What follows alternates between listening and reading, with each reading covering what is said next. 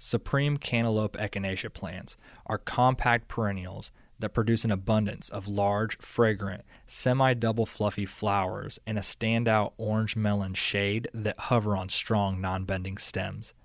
Bees and butterflies are attracted to its nectar, while deer tend to avoid these plants. Supreme Cantaloupe Echinacea are extremely versatile plants and can be used as part of a prairie garden, xeriscape garden, pollinator garden, cottage garden, in rock gardens, and on patio container gardens. To grow your best Supreme Cantaloupe Coneflower, follow these 3 easy steps. First, make sure you fertilize your plants once when you transplant them, and then again one time every spring.